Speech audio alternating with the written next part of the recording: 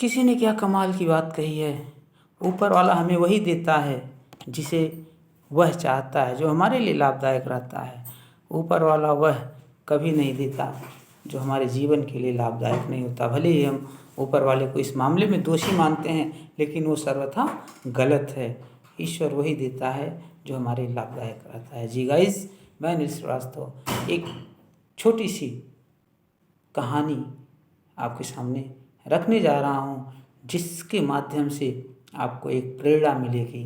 जीवन अपने लिए नहीं, जिस दिन दूसरे के लिए आप जीते हैं वो जीवन जीवंत हो जाता है, तथा ईश्वर हमें कभी भी वह नहीं देता जो हमारे लिए नुकसानदायक रहता है। हम जो सोचते हैं वह उस सोच से ईश्वर की सोच काफ़ी ऊंची होती है। जी गाइस, यह कहानी उस समय की है जब एक समय श्री कृष्ण जी और अर्जुन दोनों लोग भ्रमण के लिए निकलते हैं, और राज्य में भ्रमण के लिए निकलते हैं तो उन्हें एक भिखारी मिलता है, और उस भिखारी पर अर्जुन जी तरस खा करके उसे एक पोटली स्वर्ण मुद्राएं दे देते हैं और कहते हैं कि कल से तुम भीख मत मांगना और जाके अपना घर संभालो।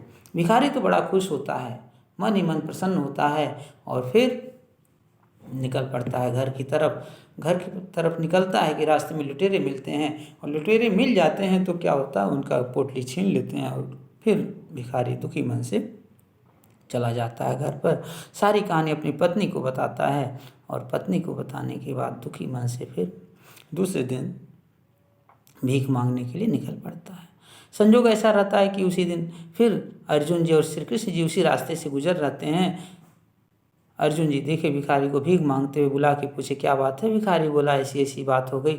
तो अर्जुन जी कहे चलो ठीक है, कोई बात नहीं, हम तुम्हें ये लो दूसरी उससे भी कीमती चीज़ देते हैं, यह ले जाओ और घर पर आराम से रहो, दूसरे दिन से भीख मत मांगने आना।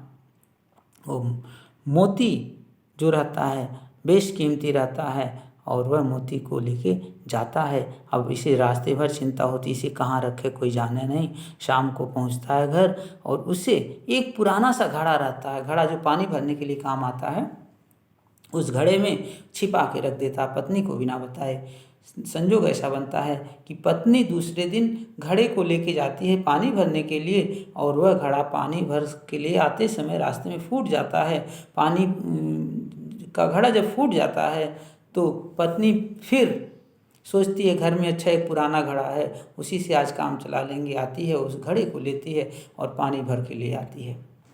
इतने में जो भिखारी हैं पतिदेव, इनकी नींद खुलती है और पूछते हैं पुराना वाला घड़ा क्या है। तो पत्नी सारा वृतांत सुनाती है, कहानी बता देती है, और फिर भिखारी सर पे माथा पटकता है कि अरे बाप रे, ये तो फिर चला गया, और सारी कहानी बताता है। पत्नी दुखी होती है, ये भी दुखी होता है। फिर इनका भीख मांगने का कार्यक्रम शुरू होता है, और 2-4 दिन बाद भी संयोग ऐसा रहता है कि श्री कृष्ण जी और अर्जुन जी दोनों लोग भ्रमण के लिए निकलते हैं। फिर भिखारी को दिखाई देते हैं। भिखारी जब देखते हैं भिखारी को, फिर कृष्ण जी से अर्जुन नतमस्तक होकर कहते हैं प्रभु अब आप इसकी मदद कीजिए, मेरे बस की बात नहीं है। प्रभु ने इसे 2 सिक्के दिए, कहे कि तुम ये 2 सिक्के लो और इसी क्षण पीछे की तरफ चले जाओ और घर चले जाओ। भिखारी लिया, बड़े ही अनमने मन से लिया, क्योंकि 2 सिक्का था, जबकि अर्जुन जी उन्हें एक पोटली दिए थे, एक कीमती मोती दिए थे। सोचे कि बताइए इससे बढ़िया तो अर्जुन थे जिन्होंने इतना दिया, ये 2 सिक्कों से क्या होने वाला है। बहरहाल लेके चलता है, और रास्ते में देखता है कि एक मछुआरा मछली लेके आ रहा है। सोचा कि इन 2 सिक्कों से कुछ होने वाला नहीं है, ले आओ मछली लेकर के इसकी जान बचा लेते हैं। देखिए, नेक की भावना, निस्वार्थ भाव की भावना उसके मन में जगी, और क्या किया, उन 2 सिक्कों से मछली ले लेता है और अपने एक जो कमंडल रहता है पानी का जो रहता है उसमें रख लेता है। फिर उस मछली को सोचा कि अभी चल के नदी में इसे डाल देंगे, आज़ाद हो जाएगी। और मछली को जैसे नदी में डालने के लिए झुका, वैसे ही मछली को नदी में डाल दिया, लेकिन अपने कमंडल में देख रहा है, जो लोटा रहता है उसमें देख रहा है क्या वो मोती है। बड़ा उछल कहा मिल गया। अब वो खुशी मन से मिल गया। अब यहाँ तो इस मोती के लिए कहा मिल गया, और संजोग ऐसा देखिए उसी समय जो पोटली लेके चोर जा रहे थे, उसी रास्ते से जा रहे थे, उन्हें लगा कि ये देख लिया और हमें को देख के कह रहा है, आके इसके पैरों पे गिर पड़ा। कहा कि ये सारी पोटली ले लीजिए, इसमें जो भी धन दौलत ले लीजिए, लेकिन हमें बचा लीजिए, राजा के सामने शिकायत मत करिएगा।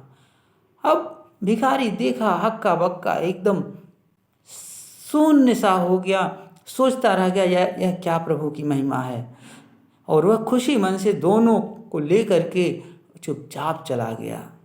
जी दोस्तों, यही होता है जब ईश्वर जिसको देता है वह हमेशा उसके लिए ही वो बना रहता है, और ईश्वर जिसे नहीं देना चाहेगा, लाख उसके पास रहे, जिसका वो रहेगा उसके पास ही चला जाएगा।